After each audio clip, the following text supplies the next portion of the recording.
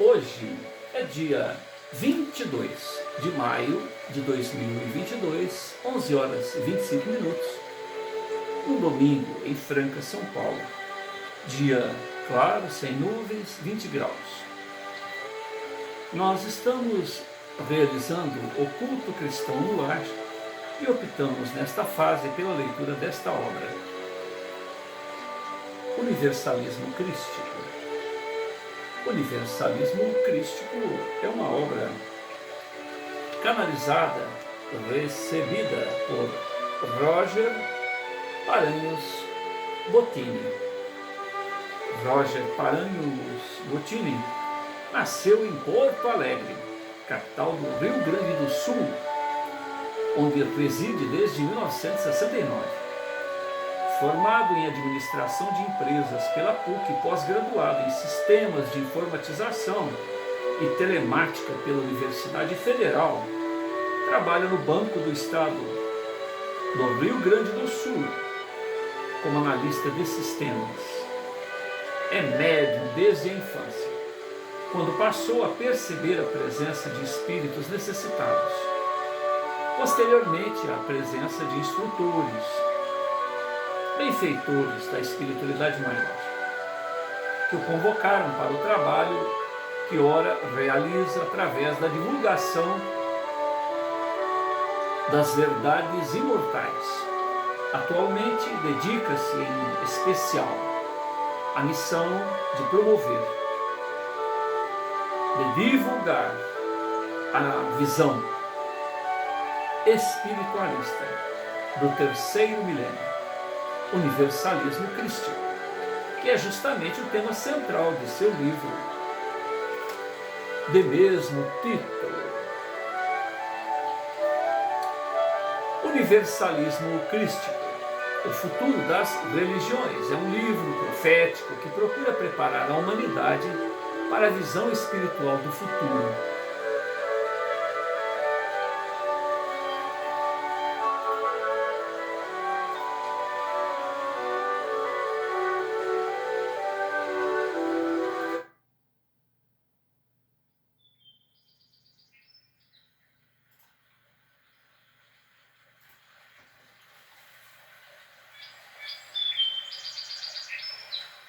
A busca consciente da espiritualidade em oposição à submissão religiosa atual que escraviza ao invés de libertar. Adotando uma metodologia simples, filosófica, baseando-se em 3 alicerces principais. O primeiro deles, o amor ao próximo. E o respeito à opinião alheia, o respeito à maneira de pensar do outro, porque todos nós somos únicos, nós próprios vamos realizando uma ascensão sobre nós mesmos e hoje somos diferentes de ontem. Então o eu de ontem é diferente do eu de hoje e caminhamos milênios temos caminhado individualmente, cada um de per si. Então, imaginemos se hoje somos diferentes de ontem, amanhã diferente de hoje, porque há um somatório nas experiências de até então, que não pensar da opinião alheia. Veja-se quantas maneiras diferentes hoje se vive no chão da terra, em diferentes culturas, em diferentes maneiras de ser, em diferentes estados sociais, relações pessoais, relações em sociedade. Tudo isso influencia na nossa maneira de ser. E a partir do momento em que temos a honra, a oportunidade de conviver por um certo tempo com outra pessoa, na vida a dois, na vida familiar, na vida em sociedade, na vida espiritual, que riqueza está à nossa disposição. Ingenuamente tentamos impor, tentamos apresentar a nossa maneira de ver a vida como sendo a verdade. E a verdade só Deus a tem. Nós temos experiências e conjecturas. As nossas experiências dizem do que conquistamos, do que fizemos equivocadamente. E certamente, se tivéssemos que fazer novamente, faríamos diferente. Mesmo nas conquistas, faríamos diferente. Então, se nós discordamos de nós mesmos em relação ao nosso passado, em relação ao momento em que vivemos, estamos num constante diálogo conosco mesmo, e nós que conhecemos a nós mesmos, tentamos verificar qual seria a melhor maneira de resolver isso ou aquilo, que não dizer daqueles com os quais compartilhamos o existir. Então é importantíssimo que, além do amor ao próximo, como a si mesmo, para, em conquistando essa realidade em nós mesmos, saibamos servir e passar, saibamos conviver com as diferenças, viver não ingenuamente, mas inocentemente, sabendo do que o outro é capaz, mesmo assim nos relacionarmos com ele, sabendo do que nós somos capazes, mesmo assim tendo a honra de conviver com espíritos de escola, pessoas que estão à nossa frente, que certamente perdoarão, relevarão os nossos equívocos, os nossos tropeços, as nossas fraquezas. Então, considerando que o Pai, a fonte criadora, colocou em nosso mundo íntimo uma parcela de si próprio, somos um no Pai e o Pai é um em nós, somos todos filhos do mesmo Pai. E mais curioso, mais interessante, mais espetacular disso tudo é que estamos conectados uns aos outros. As conquistas das outras pessoas, as derrotas das outras pessoas influenciam em nós, quer nós tenhamos conhecimento ou não dessas conquistas ou dessas derrotas. Não é possível um grupo de pessoas estar sendo trucidado no outro lado do planeta e isso não refletir em cada um de nós, mesmo inconscientemente. Né? Então, diante dessa realidade, é o nosso dever, para o nosso próprio bem, para a nossa maneira serena, tranquila e vicejante, uma maneira altiva de ir seguindo sempre à frente, seguros, porque estamos somando, não estamos tendo que revisar embaraços quando agimos diferentemente dessa proposta apresentada pelo preposto de Deus, o nosso irmão maior, o nosso experiente, sábio e acho bem que serve Cristo de Deus. Não há como retroceder, não há como desmerecer, não há como desconsiderar, não há como deixar de viver esta proposta. Então este é o grande desafio. Cabe-nos, uma vez que caminhamos sempre sós, por milênios, chegaremos à evolução por esforço próprio. Muitas das vezes teremos que ver passar por nós pessoas mais determinadas, pessoas mais dispostas, pessoas mais sinceras consigo próprio, que vão trabalhando em si e seguirão à frente.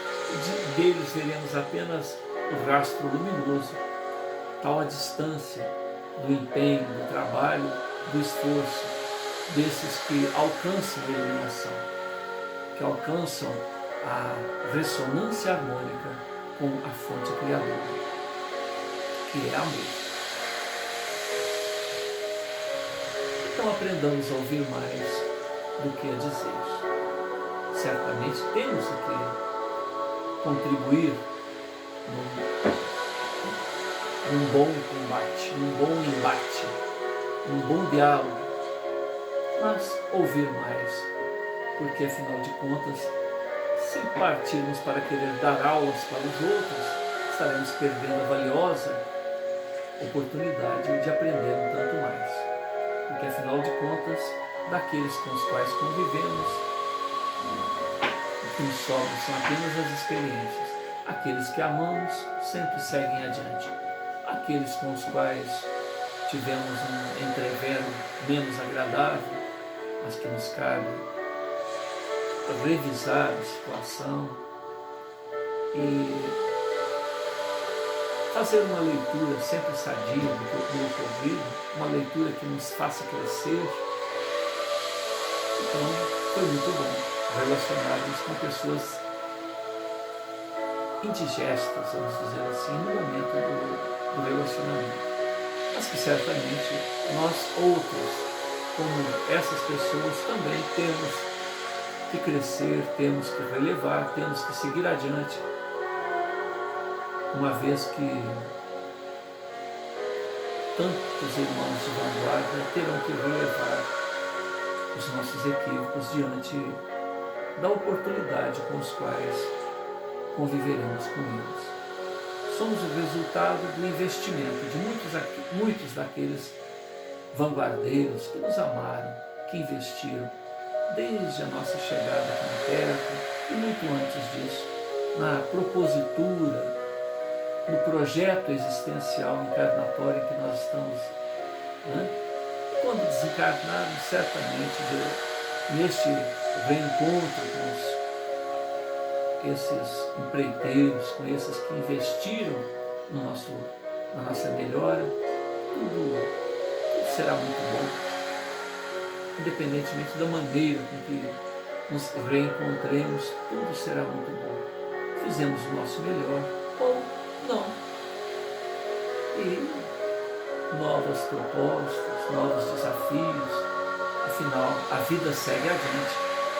Somos imortais, herdeiros do existir, herdeiros dos potenciais do próprio Pai Celestial, da própria fonte criadora. Cabe-nos despertar para este encontro harmônico com o melhor que pode ser feito. E isso somente no mergulho dentro de nós mesmos, sempre, independente dos momentos de euforia, independentemente dos momentos menos agradáveis, nos quais nos encontramos meio acoimados, meio encantoados.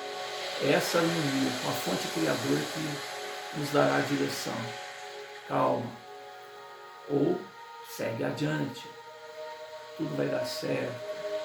Essa doce voz, essa doce intuição materna, vamos dizer assim, e a severidade paternal que nos mantém firmes, responsáveis, fazendo o nosso melhor e deixando ao outro o direito de ser como lhe aprouver. O segundo alicerce, depois do amor e do respeito ao próximo, é saber que somos imortais, saber que estamos momentaneamente mergulhados aqui na carne, que já estivemos aqui outras vezes e já fizemos essa jornada de mergulho num plano mais denso, em outros orbes, porque há muitas moradas na casa do Pai, né? E o mais interessante, quer aqui na Terra, quer em outros orbes, somos herdeiros do que fizemos de nós próprios. Os momentos em que nos empenhamos em ressonar harmonicamente com a fonte criadora e acertamos. E os momentos em que achamos que éramos autossuficientes e resolvemos enfiar os pés pelas mãos, chutar a porta, chutar o balde, agir de uma maneira irresponsável, colocamos junto a nós mesmos as consequências que temos que refazer, reconsiderar, reatar, pegar as pontas soltas e continuar a tricotar a nossa indumentária, o nosso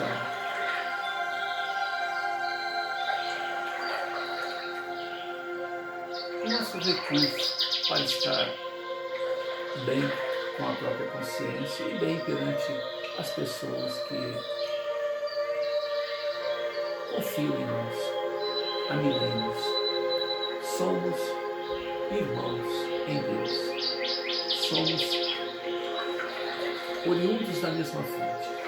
Então, é muito importante que nós nos empenhemos em bem nos relacionar, em tolerar aquilo que nós poderíamos chamar de intransigências, de abusos de nossos irmãos, certamente quando necessário tomarmos as atitudes próprias pelo respeito, porque da mesma maneira com que eu respeito o outro, eu exijo do outro o respeito que eu lhe endereço, né? Sempre há outros irmãos com funções delegadas para intervir quando necessário, assim como nós próprios, na condição de pais, de professores, desta ou daquela profissão, junto a colegas de trabalho, junto a familiares, também temos valores delegados que nos permitem também intervir quando, na relação entre duas pessoas, a coisa perdeu o controle. O melhor orientador sempre é o Pai Celestial. Se cada um de nós, ou pelo menos uma das partes, estiver em ressonância harmônica com o Pai Celestial, tudo se desfaz. O indivíduo que conhece o problema sai do problema de uma maneira com expertise. E finalmente, o terceiro alicerce, depois do amor ao próximo, respeito à opinião alheia, dar ao outro o direito de ser como lhe aprouver e exigir de nós mesmos o melhor a ser feito no momento, porque daí a pouco teremos outras atitudes mais nobres, mais outros recursos para fazermos melhor. Além da consciência de que somos imortais, estamos vivendo um momento aqui na Terra muito importante. Há uma fila muito grande de pessoas querendo ter a oportunidade que nós estamos tendo. Então, não temos muitas das vezes condições de avaliar a importância desse momento. Tanto é que o próprio instinto de conservação faz com que lutemos para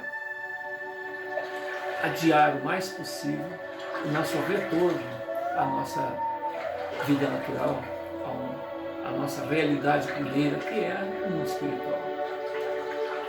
Mas é tão importante a nossa passagem aqui na Terra que o próprio instinto de conservação nos leva a manter aqui até o último instante possível. E saber que somos herdeiros daquilo que fazemos. O karma, a lei, o karma positivo que nos traz o resultado das boas sementes, o karma negativo que nos traz o resultado dos problemas ainda a serem resolvidos. E finalmente um evolucionar, porque se hoje somos diferentes de ontem, amanhã diferente de hoje, então devemos estar sempre abertos ao novo, estar sempre dispostos a sair da zona de conforto, né? Estar sempre pronto a ouvir a experiência alheia, dar tempo para absorver aquilo e ver o que se pode aproveitar, porque quando se lê um livro, certamente todo conteúdo é válido, todo conteúdo é importante, mas para a nossa vivência pessoal, às vezes algumas páginas, algumas letras, uma frase nos é fundamental para resolvermos o problema imediato ou que vai nos aparecer depois. Então imaginemos a experiência dos outros, quanto isso nos faz crescer, quanto nos acrescenta. Em Desdobramento Espiritual, Roger Bottini Paranhos visita as esferas espirituais superiores e as regiões sombrias do astral inferior para obter a opinião dos mestres da luz e dos magos negros sobre o universalismo crístico. Em uma segunda parte, Roger Bottini Paranhos narra a ação dos precursores da nova era para implantar na Terra a visão espiritual do terceiro milênio, com uma leveza, idealismo emocionante. O jovem Rafael, orientado pelo alto, ao lado de sua alma gêmea, Érica, impressiona multidões com sua sabedoria, lucidez espiritual, inspirando os idealistas e silenciando ortodoxos mais retrógrados. Um livro que funde os estilos já apresentados em suas obras sobre o signo de Aquário e História de um Anjo. E como diz Hermes no prefácio, todo aquele que deseja ser livre à busca da verdade com suas próprias mãos, nos siga nessas páginas. Hermes também diz o seguinte: o homem nada sabe, em realidade, mas é chamado a tudo conhecer. Quando ele se referiu à história de Rafael, ele comenta que um jovem de 17 anos, cabelos longos, castanhos ao ombro, um rosto sereno, uma lucidez e agradabilidade que comove todos aqueles que o cercam. A princípio, seu pai estava preocupado com sua maneira quase que franciscana de levar a vida, mas depois ele, conversando com o filho, ele percebe que a coisa é mais segura do que ele imaginava. Tanto que o rapaz, recebendo essa intuição, no mesmo tema em que estamos lendo aqui, universalismo crístico, ele justamente apresenta esses três conceitos aos quais nós nos referimos em três oportunidades, em três fóruns. No primeiro, ele trata do amor ao próximo, respeito às opiniões alheias, estar atento, ouvir mais do que dizer, não avançar sobre as outras pessoas no sentido de impor os nossos conceitos de vida, porque muitas das vezes nós é que estaremos equivocados, então por que impor? Mas, pelo contrário, como caminhamos, evolucionamos sempre individualmente, chegamos aqui na Terra com apoio do mais alto, sozinhos. Certamente tivemos uma boa recepção, lágrimas de alegria, felicidade, congratulação, uma boa convivência. E, bem ou mal vivamos, responsavelmente ou não, vencendo todos os desafios ou não, lágrimas de despedidas certamente hão de verter sobre o nosso momento derradeiro, e novas lágrimas de alegria hão de surgir após os portais do mais além, aonde bem ou mal vivamos, a experiência valeu. A experiência valeu. Poderia ter sido melhor? Quem sabe? Poderia ter sido pior? Quem sabe? De qualquer maneira, cabe-nos refletir.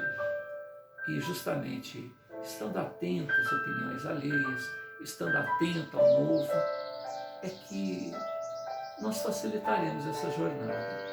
Porque quando teimamos em querer impor o nosso ponto de vista, como quem diz, eu é que sei, é aí que a coisa fracassa. Mas quando estamos abertos ao novo, vamos considerar as opiniões alheias e vamos fazer do nosso jeito, sempre. Porque quem vai pagar o preço somos nós. Quem vai ter os louros da vitória ou o esforço do recomeço seremos nós. Então, estar aberto ao novo, às opiniões, como diz, ouço todo mundo e faço do meu jeito.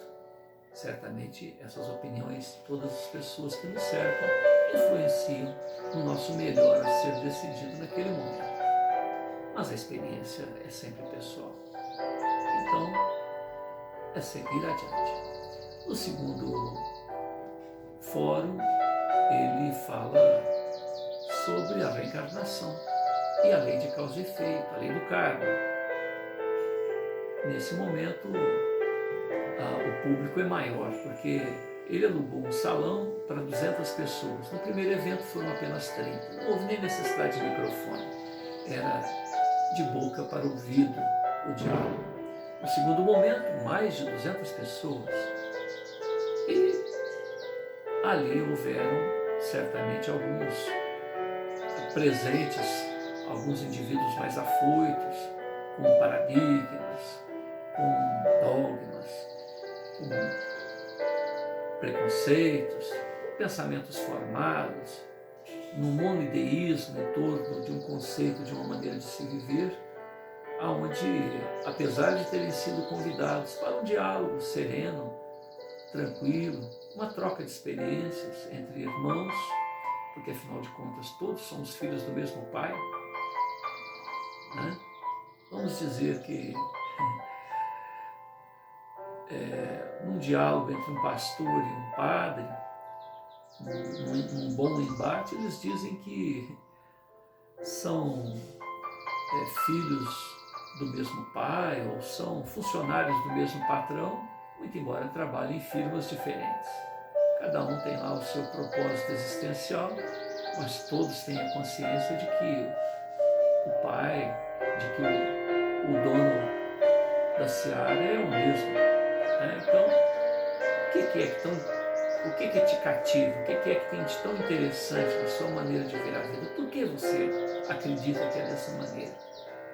Então, hoje, maio de 2022, se formos procurar um grupo numa ilha deserta, como será a maneira deles? Uma ilha deserta, não, uma ilha com uma população, né, fechada, limitada ali. Como será essa maneira de ver deles? Até a chegada de um grupo, bem ou mal intencionado, né, como há um caso aí, uma ilha, um indivíduo que estuda sociologia, foi lá, passou um filminho do Rambo e Deus daquela ilha virou quem? Rambo, Sylvester Stallone, se eu não me engano. Então,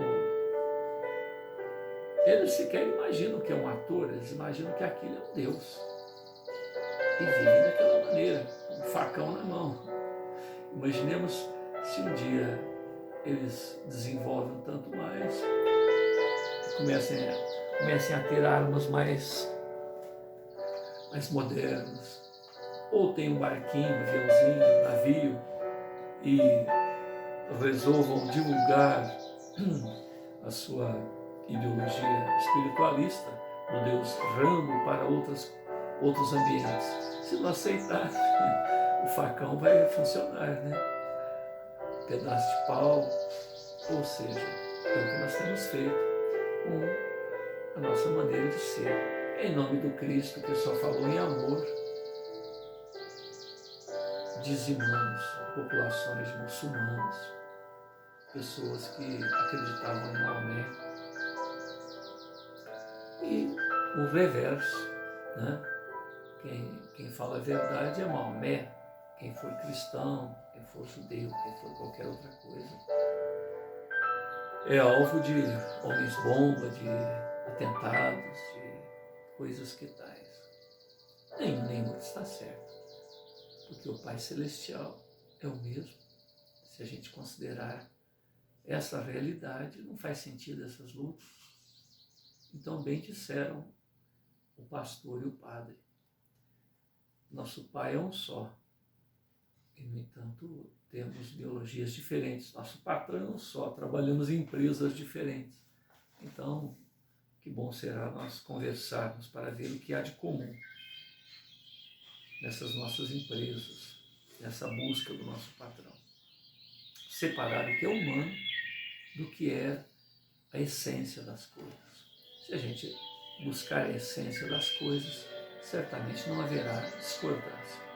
E esse é o papel do universalismo crístico, encontrar a essência de todas as religiões e espanar lá, tirar o lodo, tirar a poeira que se acumulou das convenções humanas, que nada tem a ver com a essência. Então Rafael, nesse segundo momento, apresenta essa visão de vida. No terceiro momento, que é este agora, ele apresenta o evolucionar desses conceitos citados, porque o progresso é irrefreável. Não há como refrear o progresso. Diante disto, a psicologia, a ciência, a filosofia, as relações sociais, tudo muda. E os conceitos religiosos ficam enraizados, como estão hoje, lá na Idade Média. Os nossos conceitos de hoje são os mesmos da Idade Média. Né? A Terra, o centro do universo. A Terra estacionária e tudo girando em volta. Quantas pessoas não morreram por isso? Por perceberem que a coisa não é por esse lado. Que todas as doenças, todas as dificuldades, todos os problemas são decorrências da ação de um indivíduo, de um ser espiritual, que nada tem a ver com bactérias, com a pessoa não ser previdente, não ser uma pessoa que se empenha, que se dedique, que se renove para resolver esses problemas. Né? Então a necessidade de um evolver, de um evoluir das coisas. Então Rafael, ele num primeiro momento tem 15 minutos ou 20 minutos antes de iniciar a sua palestra, ele tem um diálogo com aquelas pessoas que têm problemas pessoais, que trocam ideia com ele, e já lemos isso nos blocos anteriores, no bloco 22 e 23. E quando Rafael inicia o seu diálogo aqui, ele começa a fazer apontamentos diversos, dizendo que São Jerônimo selecionou 4 evangelhos, mas que são chamados de canônicos, mas que há outros, um conjunto de 40 ou mais evangelhos que foram desprezados por São Jerônimo, que nem tudo que está escrito nos evangelhos canônicos é ao pé da letra, da maneira com que a coisa se deu, haja vista que eles foram escritos 50, 100 anos ou mais depois do evento, dependendo da memória daqueles que viveram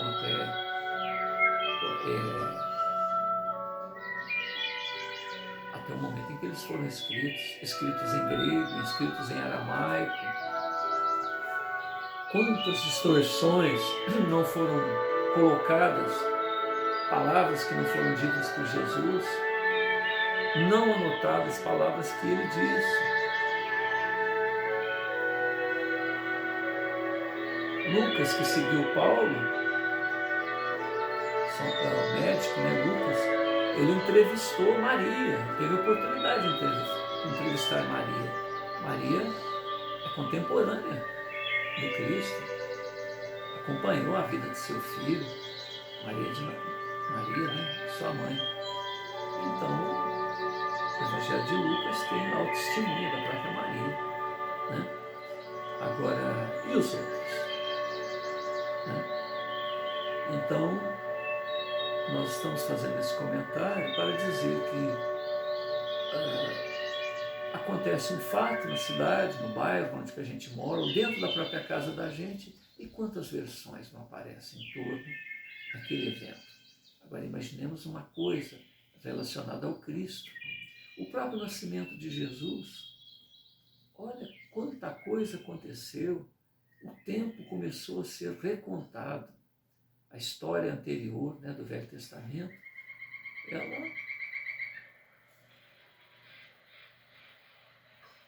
como diz, ficou no passado e começa a contar um novo tempo a partir de Jesus. Então é antes de Jesus e depois de Jesus.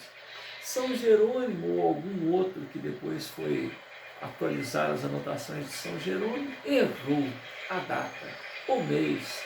Então Jesus não nasceu em dezembro.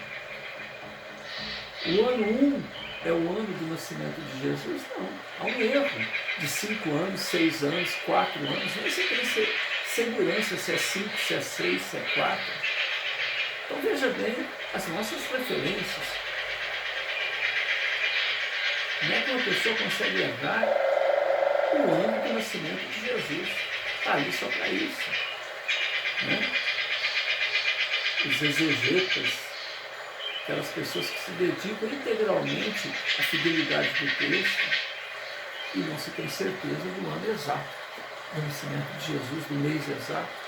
No decorrer da história, imperadores, reis, tiraram um mês, colocaram um mês, então nós temos 12 meses no calendário da nossa região aqui, né? Na parte ocidental. Meses foram subtraídos, meses foram acrescentados. Quer dizer, além de ter uma composição histórica onde o ano do nascimento de Jesus está equivocado, no ano primeiro, Jesus já teria 5, teria 4, teria 6 anos, no ano primeiro. E nasceu, eu já tinha nascido. Olha como é complicado. Né? Então Rafael vai fazendo uma sequência, né, de apontamentos. Eu vou continuar a partir da página 164, apesar que eu já li um pedaço dessa página, basta pegar os blocos anteriores. Tudo isso deve ser analisado porque, na verdade, essas informações não são de Deus, mas dos homens, nada mais que interpretações humanas, equívocos, equívocos, ou seja, o próprio nome já diz, equívocos, enganos ou anotações intencionais, tergiversando a fonte, né, não sendo fiel à fonte. As religiões, portanto, são instrumentos de ligação do homem ao Criador. E para isso devemos compreender que, com o passar dos séculos, a humanidade evoluiu, adquiriu uma nova compreensão, independentemente dos erros que a gente citou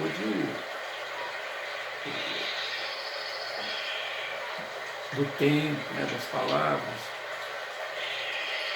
E os conceitos medievais de religiosidade não atendem mais à verdadeira fé. Aquela que compreende a mensagem, aquela que compreende o objetivo da vida criada por Deus. Evoluir para nos tornarmos iluminados, espíritos iluminados, a imagem e semelhança do Criador. Se hoje em dia as religiões não atendem mais ao nível de compreensão da humanidade, tanto é assim que ela cada vez mais nega as religiões por não encontrar eco em seu coração. O que dirá, então, em relação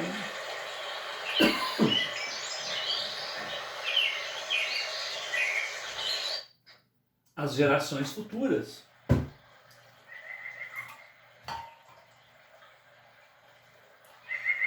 Os filhos da nova era, né?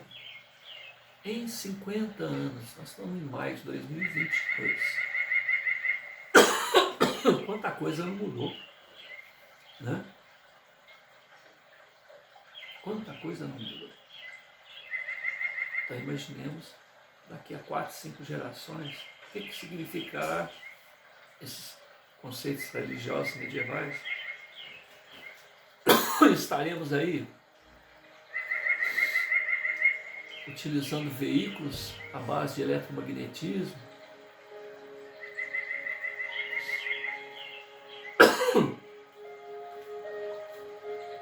potenciais que a gente poderia chamar de metapsíquicos ou parapsicológicos.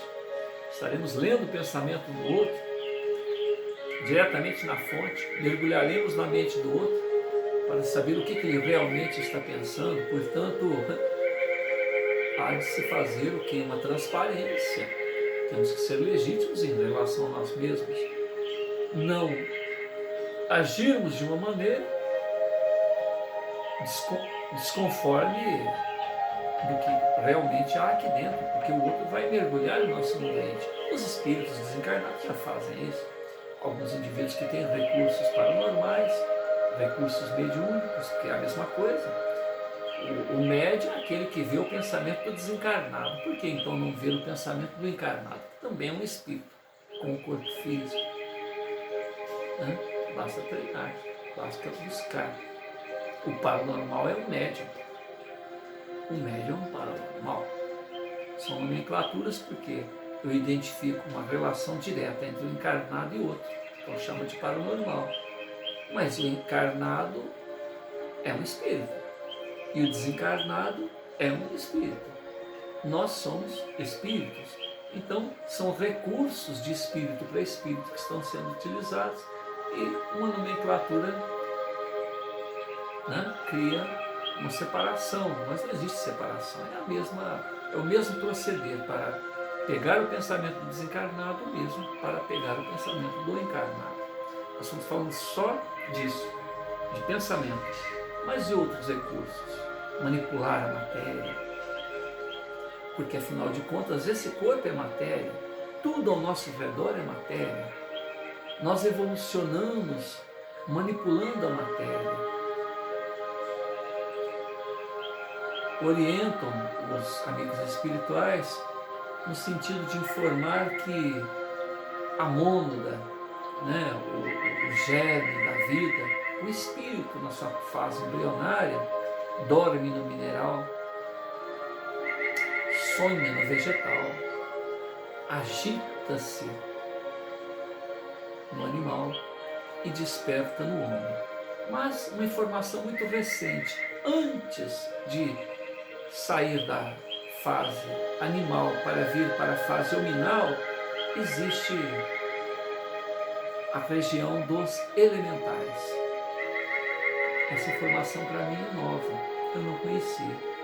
Então, o homem dorme no mineral, sonha no vegetal, se agita no animal, interage no universo dos elementais. Olha que interessante, isso é um campo vastíssimo para a gente explorar. E depois, por interferência do próprio Cristo, do responsável cósmico, por este orbe, ou por sistema, ou pelo universo, porque o Cristo é o preposto de Deus que gerencia um grupo de almas.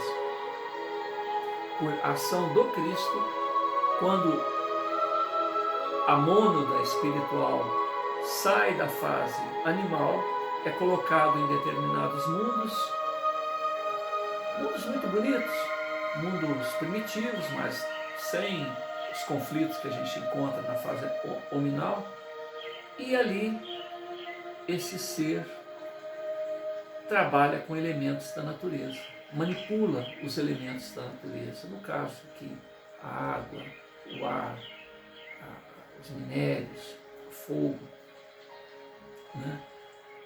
Em tudo na natureza há a ação das mônadas e dos elementais e dos seres que já atingiram a fase humana. A fase humana é aquele que despertou para o próprio existir. Ele olha no espelho e fala, eu existo.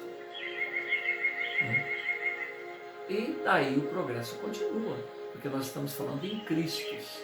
Então, antes de chegar à fase crística, vamos colocar uma outra fase, um evolucionar do espírito até se tornar um espírito perfeito. Depois atingir o que nós poderíamos chamar de angelitude. Então a gente não tem ideia nem do que é um espírito perfeito. Quanto mais, e depois tem outra escala, a escala crística. Né? Então é um processo evolucionário onde nós somos como que bactérias, como que pulgas, né? Que pensa e que não tem ideia do universo que nos cerca. Esse terceiro fundamento do universalismo crístico talvez seja o mais essencial, o evolucionar, né? Do pensamento, do conhecimento, estar sempre aberto ao novo. Para o importante avanço espiritual necessário para ingressarmos na nova era, o que o manterá vivo e sempre avançando para o futuro. Como eu disse desde a primeira reunião, afirma que não são verdades absolutas que nós apresentamos, à exceção da mensagem do próprio Cristo de Deus, que se fez presente na terra para dizer: amai-vos uns aos outros. Como diz Chico Xavier, ele não pediu para a gente subir o Monte Everest, mergulhar nos abismos, morrer pela humanidade, mas amar uns aos outros. Foi só isso que ele pediu para a gente.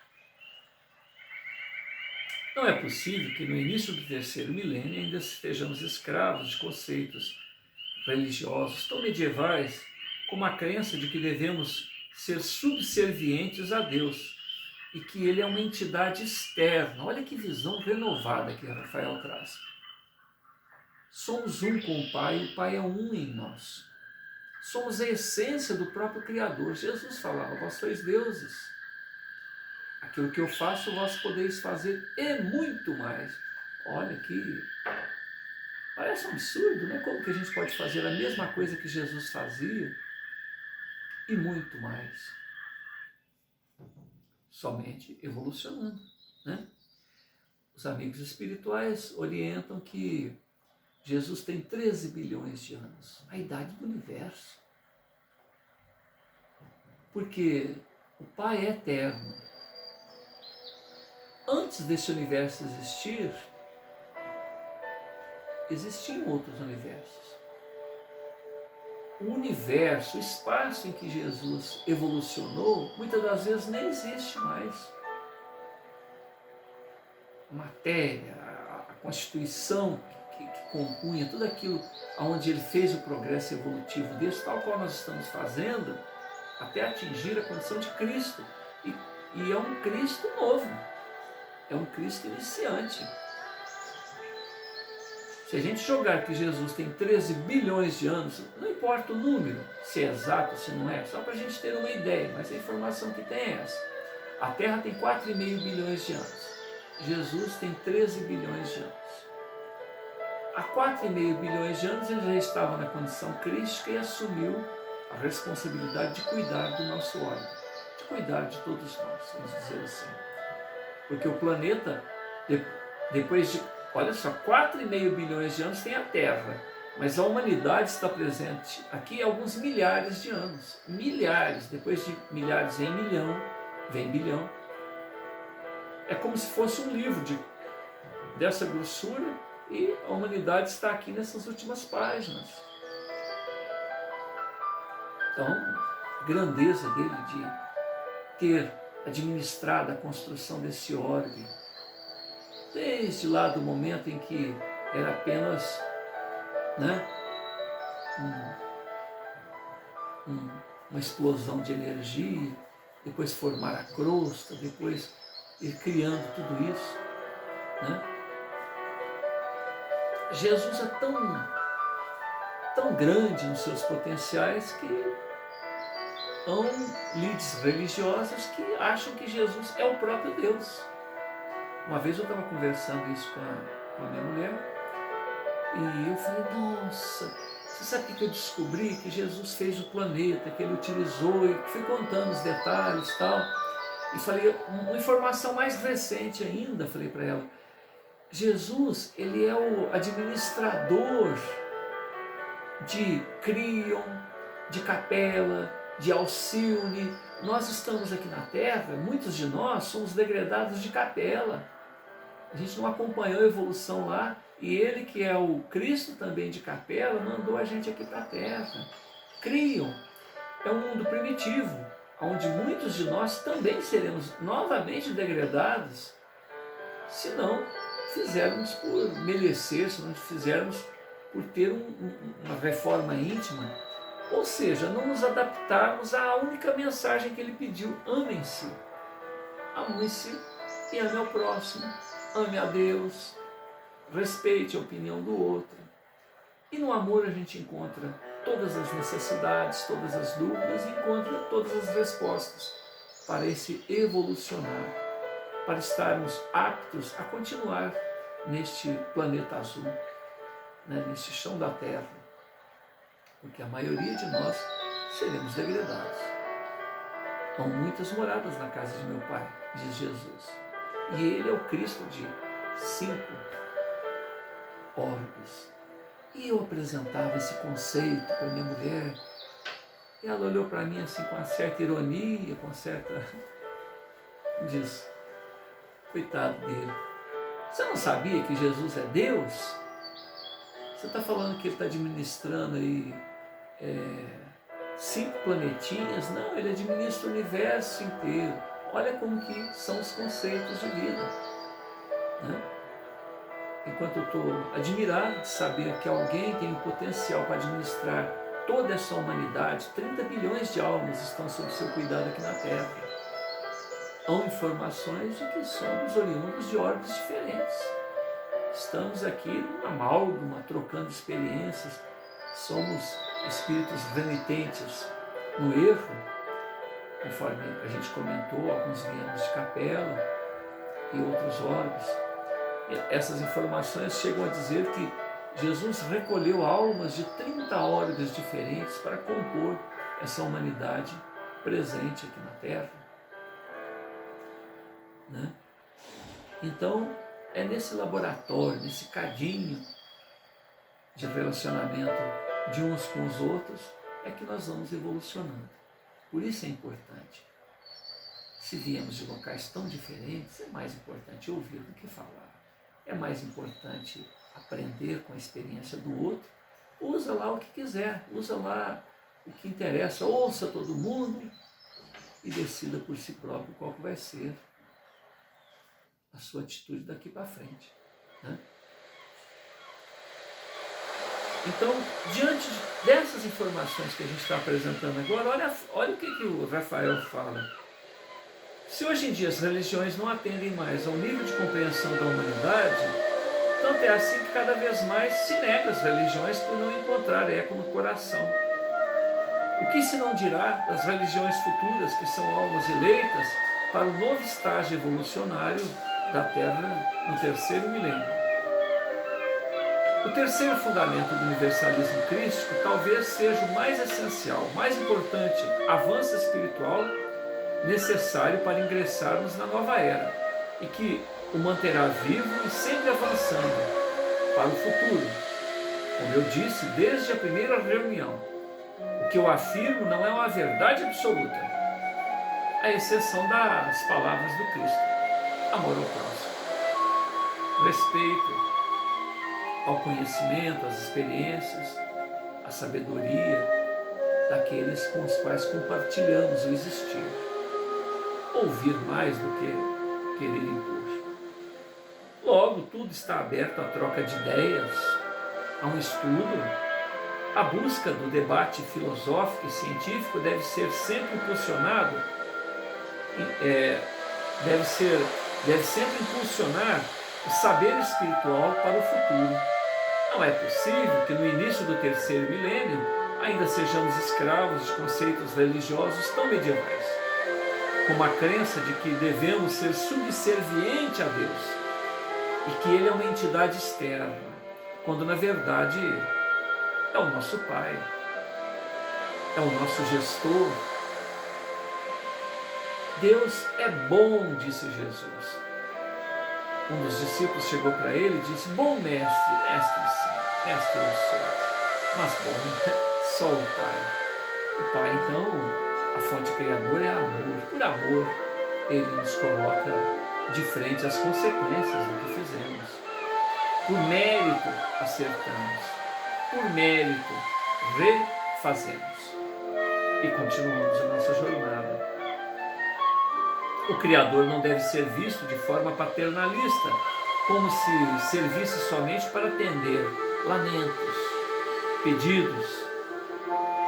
Servir de exemplo, sim, ele deve ser, sendo a fonte do amor, para a nossa caminhada rumo à perfeição. Ao lembrarmos dele, devemos procurar melhorar com o objetivo de honrar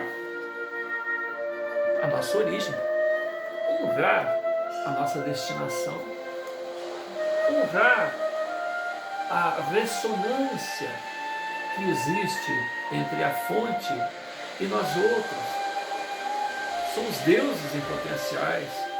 Se nós dissemos que estagiamos na região mineral, na região vegetal, animal, na região elemental, na fase humanoide, estamos destinados a nos cristificarmos depois de nos tornarmos espíritos perfeitos, seres angélicos, atingirmos a cristificação, aquilo que eu faço vós podeis fazer e muito mais. Vós sois deuses. Olha, o próprio mestre, o próprio irmão mais velho, né, o próprio orientador nosso, nos dando a direção a seguir.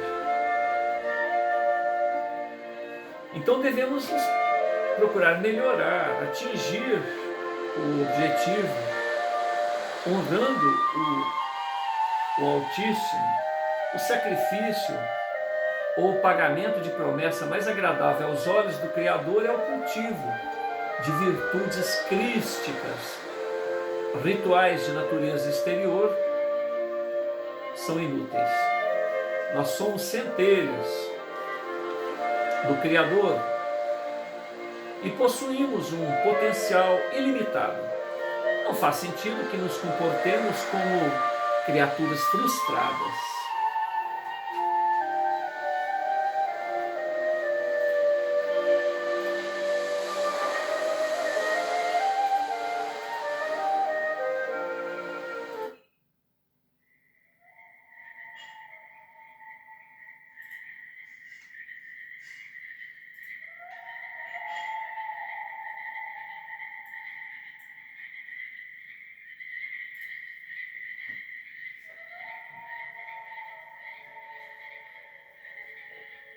Somos centelhas divinas do Criador e possuímos um potencial ilimitado. Não faz sentido que nos comportemos como criaturas frustradas, sempre nos punindo por nossos pecados, por nossos erros de alvo.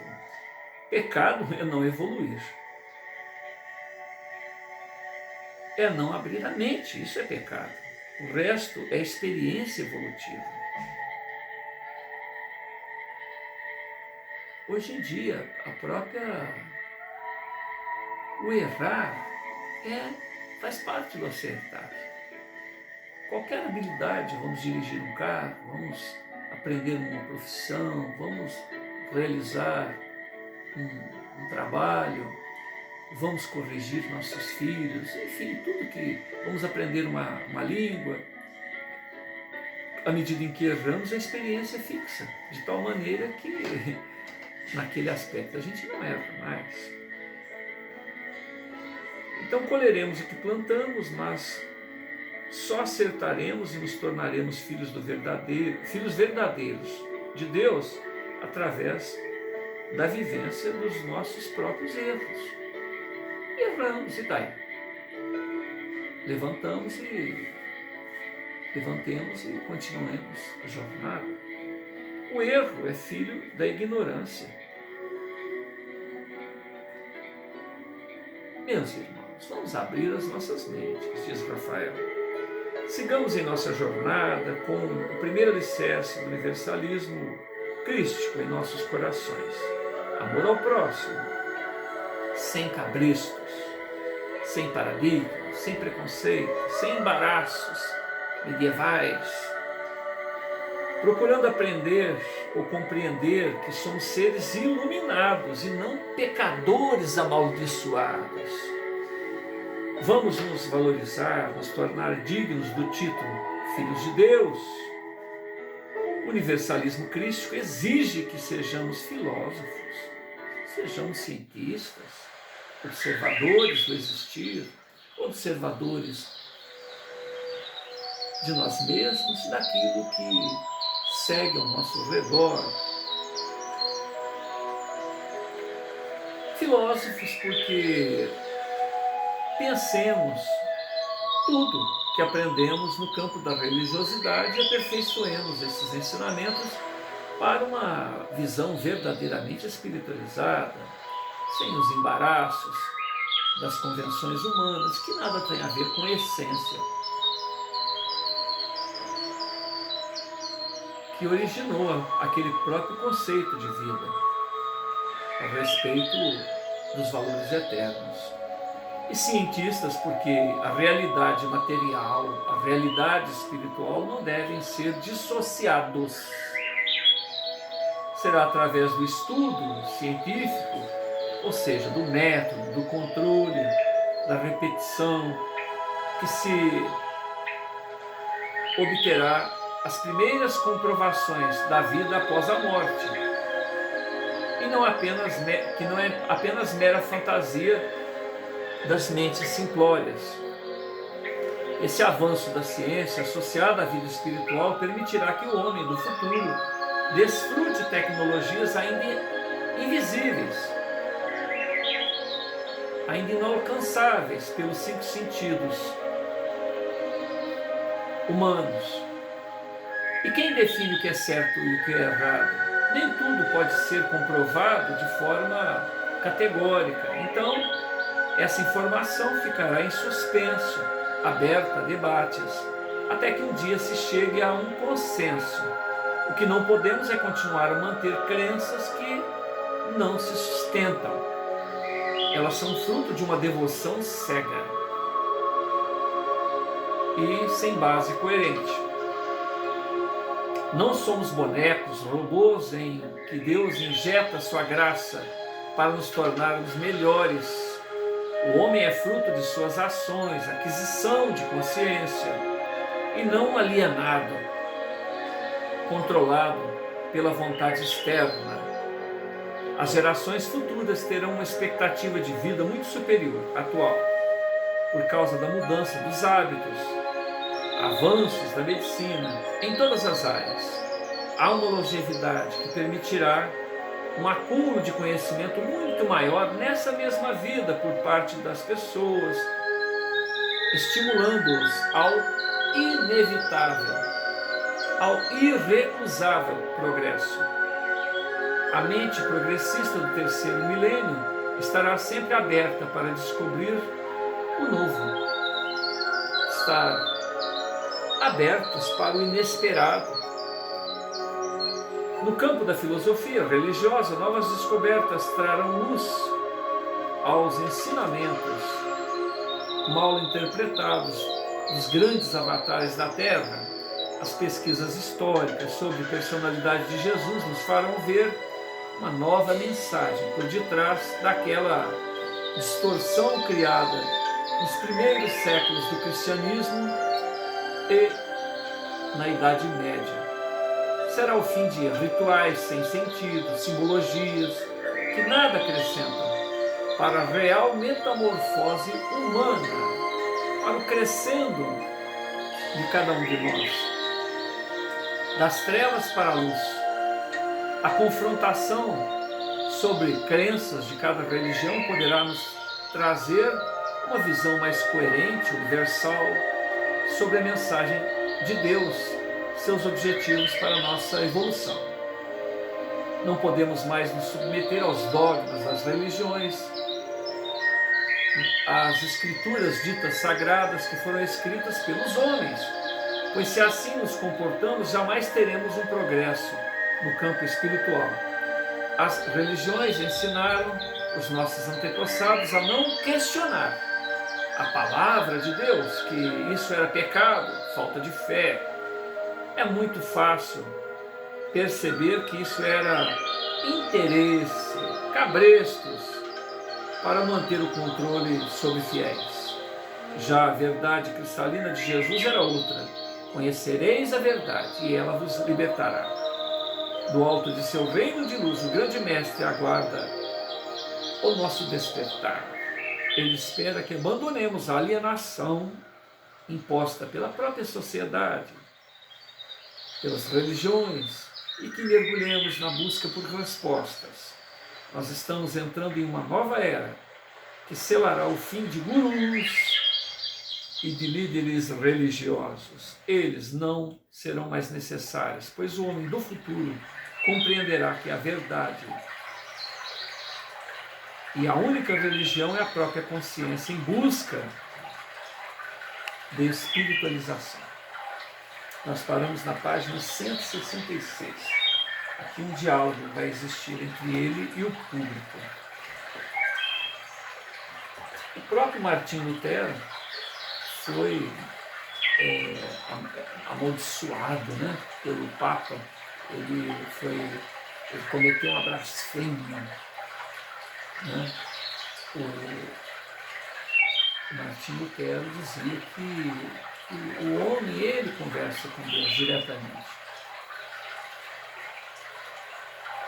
Ele era contra uma série de coisas, 100 itens lá. E daí surgiu todas as divergências do catolicismo, porque o Martim Lutero era um bispo, né, alemão, traduziu a Bíblia, tirou do latim e colocou, né, numa língua que as pessoas poderiam compreender. Era proibido ler a Bíblia, porque a maneira com que era levada os ritos, as situações relacionadas à palavra de Deus, né, entre aspas, eram muito diferentes, né? Então, Martim Lutero não concordou com isso. E veja bem o que aconteceu com o próprio luteranismo, calvinismo e outros, tantas distorções, né? Ele era contra a venda de indulgências, uma série de outras coisas. E hoje nós temos aí dentro das mídias evangélicas, né, a teologia da prosperidade. Não que as pessoas não devem prosperar, mas uma verdadeira rapinagem em relação aos fiéis. Você dá sua casa, você dá seu carro, você dá tudo seu que Deus vai te dar, aparecendo aquelas propostas estelionatárias, né, que jogam o interesse da pessoa, a ganância da pessoa. Olha que absurdo, jogando com a ganância das pessoas. E o que isso tem a ver com a essência de espiritualidade que as pessoas foram buscar, compreender a respeito de si próprios, e ali é um grupo que está muito longe de buscar a espiritualização. Assim, é como se fosse uma empresa, né, que toma de todo mundo. Hoje em dia existe uma linha de pensamento, de relações econômicas, né, que chama franquia. O que é franquia? Franquia é quando eu descubro uma maneira de ser próspero, uma profissão, dentista, por exemplo, uma linha de pessoas que vão seguir aquele padrão que o indivíduo se viu vencedor. Então é dessa maneira para que você ganhe muito dinheiro como dentista. Farmácia, mesma coisa. Venda de lanches e assim por diante, venda de veículos. Então você vende o método, o nome, seu nome, com todas as empresas, e você tem que cumprir metas.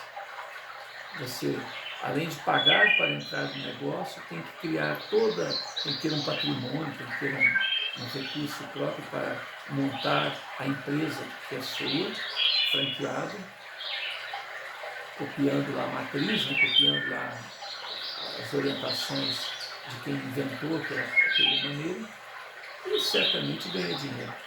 Então, as casas religiosas estão assim, só que não se satisfaz com o dízimo, querem ofertas, desafios, e criam outros nomes. Vende tijolinhos no céu, a água santa do poço lá que Jesus tomou banho, e assim por diante. São verdadeiras afrontas à inteligência e à própria espiritualidade que todos nós buscamos.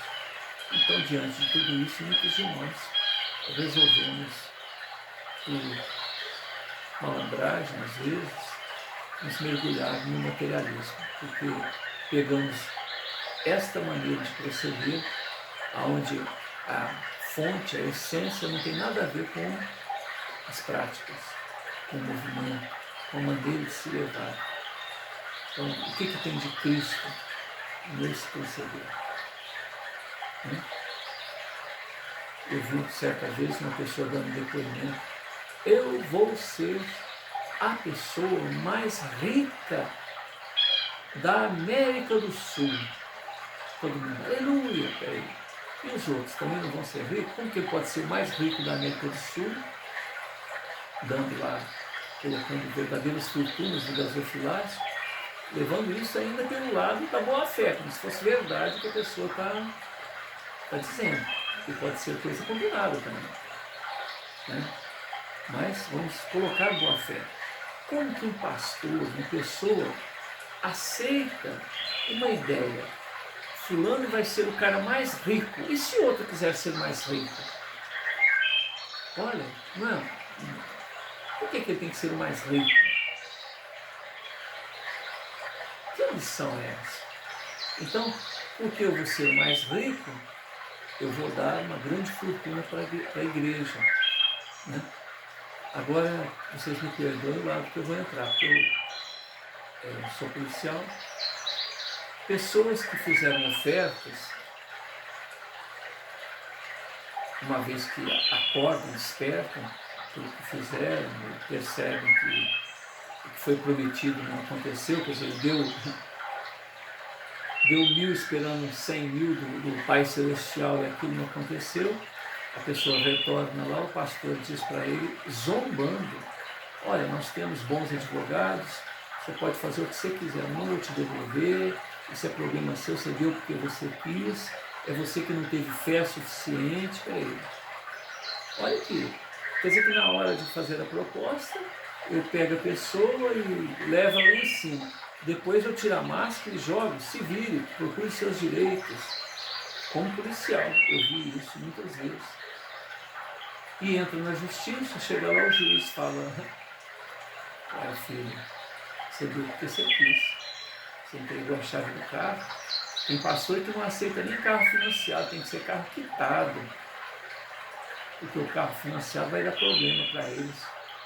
Ainda zanga com a pessoa de ter dado o carro financiado para a igreja. Então a gente está jogando isso aí para dizer o quanto é um convite para que as pessoas se tornem ateus.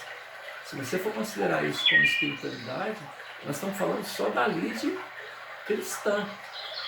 Se você for procurar lá os orientais,